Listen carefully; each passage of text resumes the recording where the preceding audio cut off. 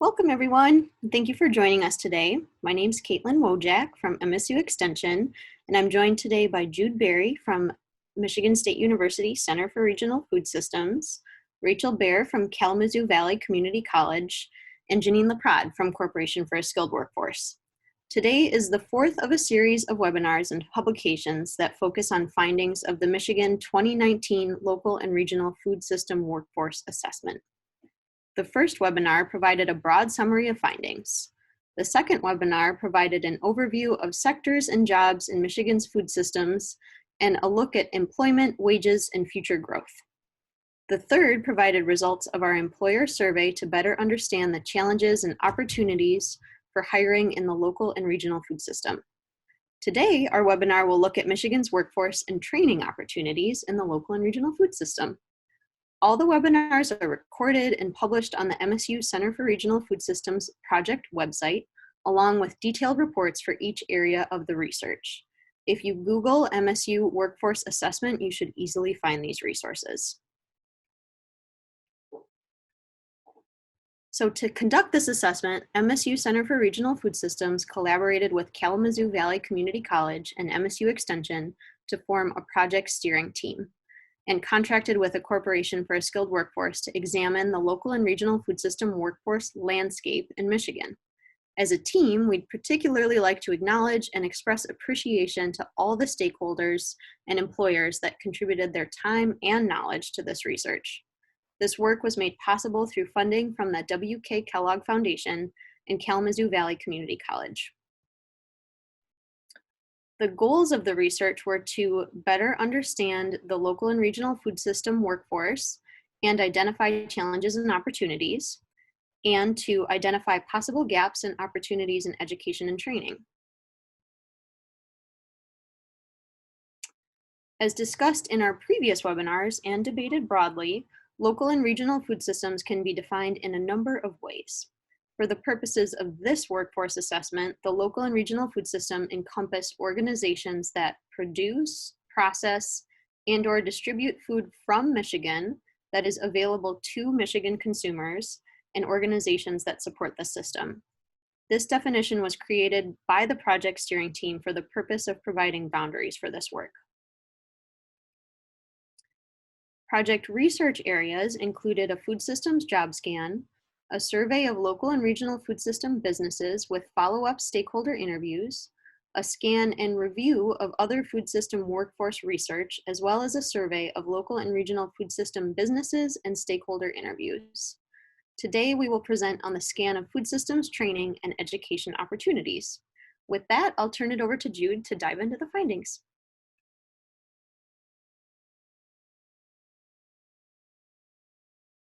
Thanks, Caitlin.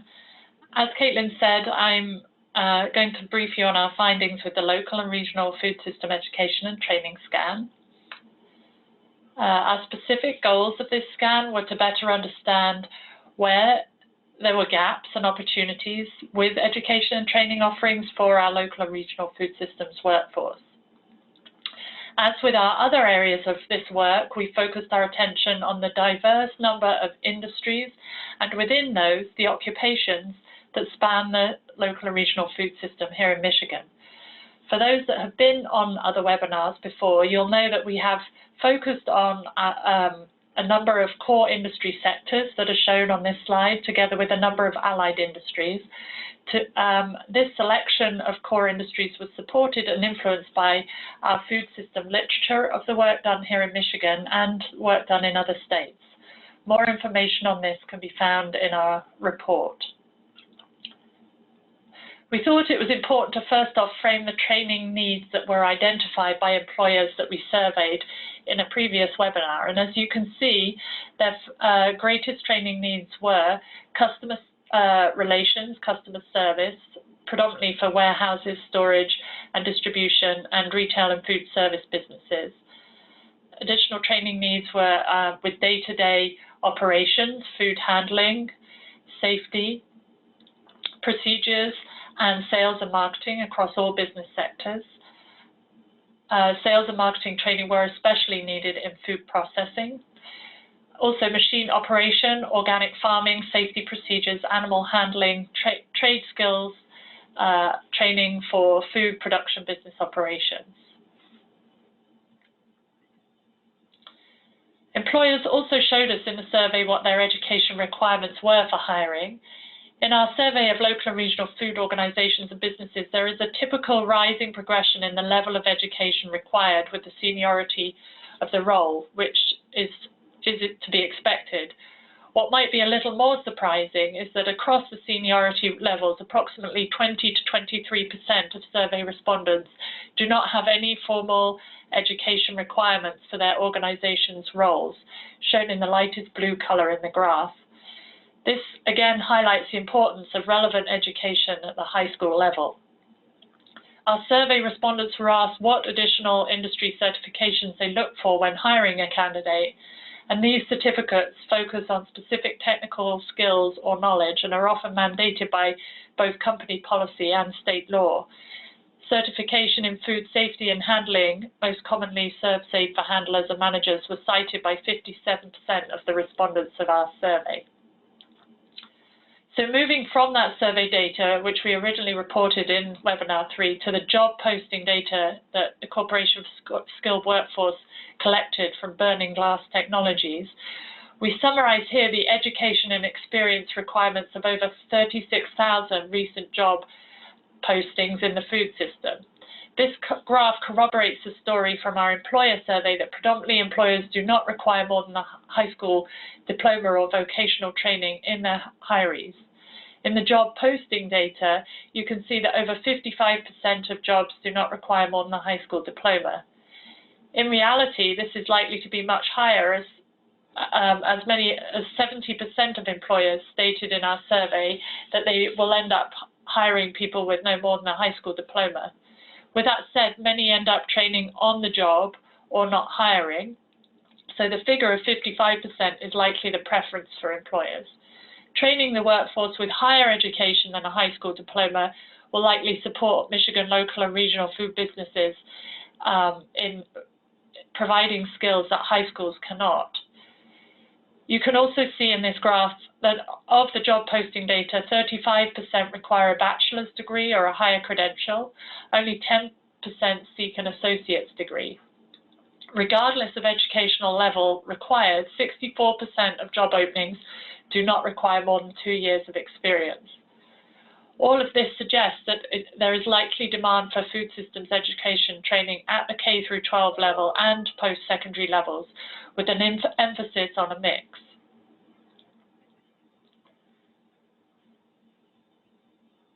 The Corporation for a Skilled Workforce collected data on 744 Michigan-based education and training programs related to food systems. As much as possible, researchers attempted to document programs focused on our local and regional food system, but acknowledged that identifying regionally tailored programs was difficult and was unlikely to be comprehensive. The 744 programs identified span after-school youth programs like 4-H, workforce training, certificate and degree programs at community colleges, and 4-year universities. The full inventory will be published on our website with MSU Center for Regional Food Systems. The initial inventory conducted in this study is heavily concentrated on post-secondary programs, which are more easily identifiable in publicly available data sets, highlighting the limitations in gathering information on youth serving programs, as well as workforce programming in non-academic institutions. For example, more integrated educational programs like farm to cafeteria initiatives and school gardens may not have been captured in this data. What is important to note on this slide is that the K through 12 program totals were limited across the state, despite the majority of entry-level positions requiring just a high school level of training. The majority of K through 12 programs, 41 out of the 46 identified, were in agricultural production. Industry-recognized certificates made up the highest concentration of credential type, 240. These certificates are most commonly awarded by community colleges or technical schools. Length of certificate programs depends upon the unique program and could range between a few months and up to 2 years. 2-year associate degrees were the second most common credential with 206 programs, followed by a bachelor's program with 155, and graduate degrees with there being 90. These figures may include the same program being offered at multiple sites, with each site counted individually. A more detailed table which breaks out the programs by career pathway and credentials is available in the written report. So moving on with this data, this table shows the number of education programs that provide training offerings for the different sectors of our local and regional food system. You can see that food input and services had the greatest number of programs by career pathway sector due to the diverse nature of this category. This career pathway grouping encompasses all the supportive services and resource inputs that facilitate the food system, from veterinary services, soil preparation to machine maintenance. The technical nature of these careers could also explain the high number of formal training opportunities in this sector. There are also a number of programs in food production and food preparation, but as employers indicated, there were limited programs in food processing, 64, retail distribution, you can see 29, and wholesale food distribution and storage with 30, among others. This slide shows the geographic availability of training programs, and we can see that the concentration of training programs aligns with the population centers, as you would expect.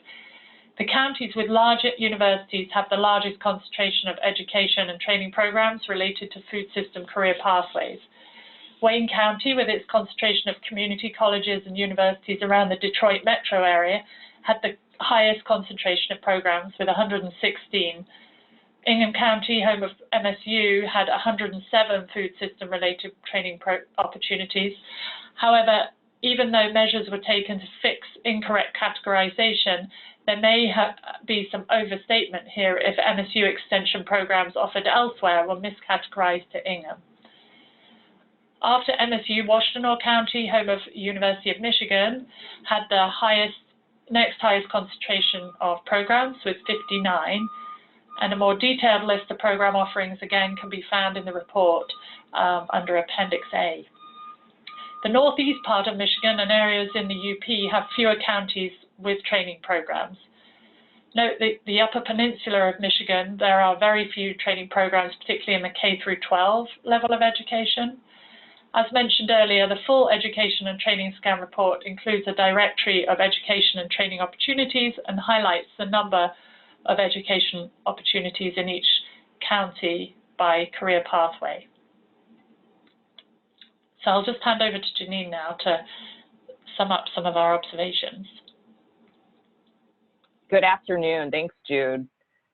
So I'm going to go over about 4 key observations that we have noted from this research. So the first is what Jude was speaking to earlier, which is that we are seeing a notable gap in educational opportunities at the K-12 level.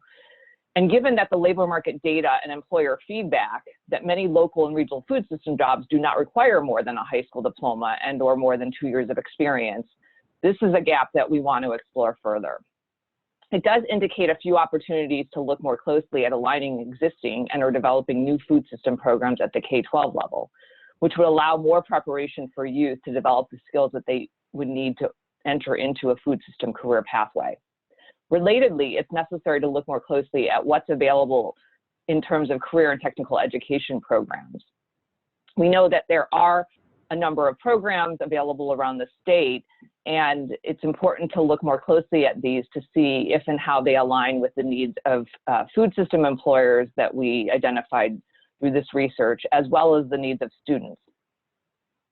A few people we interviewed suggested there is a big emphasis on high-tech and manufacturing-related CTE programs, but none of them knew of food-specific CTE programs. For example, several stakeholders mentioned that students are not introduced to food processing in high school, so educators and employers often struggle with recruiting people into these programs and into the field. As Jude mentioned, youth programs appear to be concentrated in Southeast Michigan, with a potential lack of programming in the Upper Peninsula. Some of this may be due to the difficulty in finding reliable information on K-12 and other youth programs. So again, this is an area that would be worth exploring further. The forthcoming full education and training scan report will include a directory of education and training opportunities and show the number of education programs and pathways in each county. The second gap I want to highlight or observation is a gap in an opportunity in the area of wholesale food distribution, storage, and food processing and manufacturing. Training programs in wholesale food distribution and storage appeared limited to the areas of vehicle operations, such as classes in heavy truck driving. Beyond transportation, we know that supply chain logistics, inventory management, and cold food storage are areas important to the food system that appear to lack formal training programs. Food processing and manufacturing have a surprisingly low number of associated programs. And in the interviews and surveys we conducted with employers and other food system experts, they cited an important need for processing skills and specific training, coaching, and mentoring to be able to meet some of their hiring needs. Others noted that there is a need for education and training for small restaurants and food processors to grow and scale up. The third area we looked more closely at was the focus of curriculum on local and regional foods.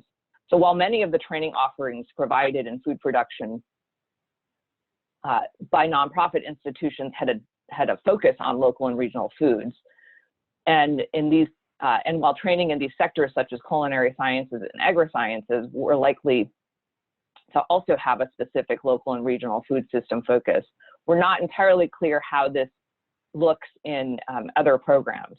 Training in sectors like retail sales and equipment maintenance were not guaranteed to have any focus on food systems.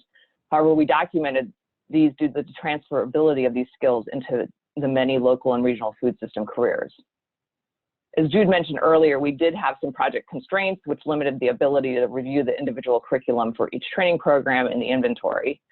And this was particularly true of the post-secondary training offerings sourced from secondary data sets. Another step in the process would be to further look more closely at these curricula and to see if and how there's a focus on local and regional foods as part of their programming. The last gap or observation here is a gap in geographical coverage.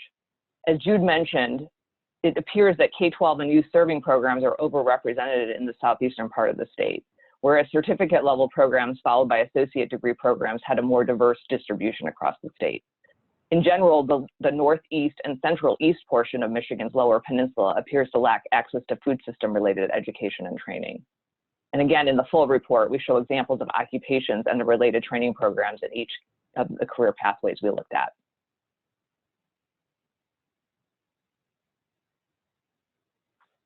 Based on some of these observations and the interviews that we conducted, a number of opportunities for action were lifted up by employers and stakeholders.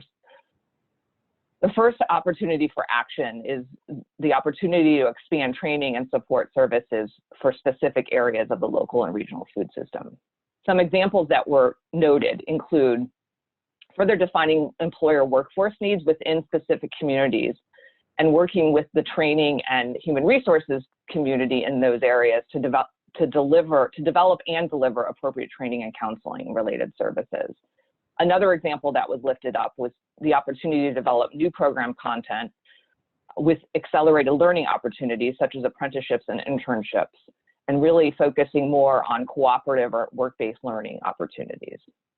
This would include giving academic credit for work experience and developing assessments for helping people to test out of courses and removing constraints to them completing programs and developing the skills required. The second area of solutions that was identified is developing solutions in partnership with business to help meet their hiring and retention and training needs.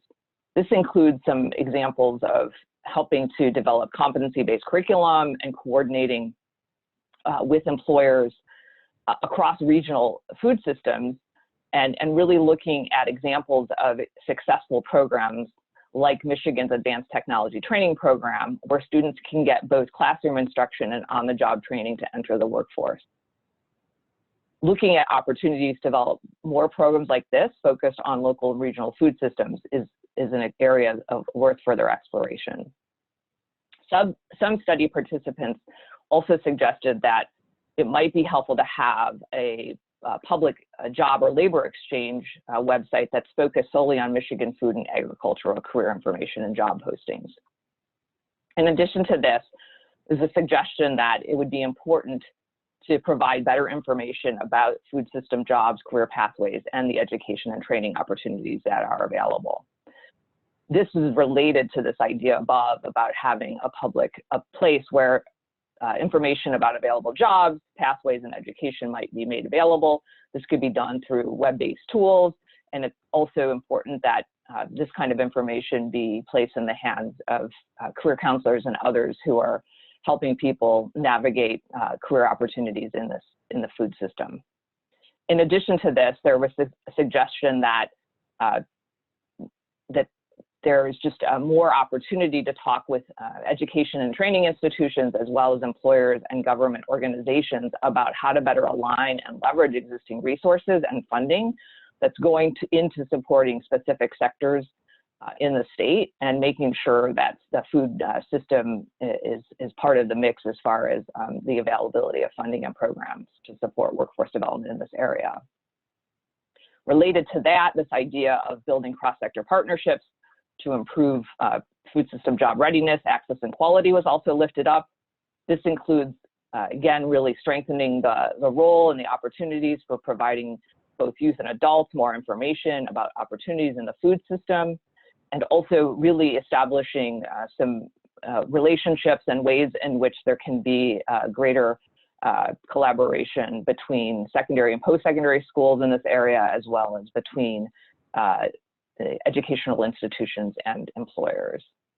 And then the last opportunity for action is really focused on looking at ways to better integrate the food system business assistance that's being provided through different organizations around the state with the workforce development training and services that are needed to support employers. So an example of this was an idea of working more closely with the Michigan Department of Agriculture and Rural Development, as well as the State Department of Labor, to look more closely at supporting employers who are making certain commitments as far as working more closely with higher ed institutions and government agencies and their local businesses to develop these kinds of programs. And the last point related to this was really looking more closely at where we have some labor gaps and opportunities for engaging more non-traditional sources of talent in these jobs. And this, again, would require creating more partnerships between the organizations that are working with and serving these individuals with employers and other partners. And I'm now going to turn it over to Rachel. Great, thank you, Janine. Kalamazoo Valley enthusiastically joined this project in order to inform the future direction of our programming. And so I've been asked to wrap up by explaining how we might use the results of this study. The photo on the slide is of our Food Innovation Center, which is a facility that opened in 2016 as part of a new campus focused on training tomorrow's food and healthcare leaders at the intersection of health, sustainability, economic development, and social justice.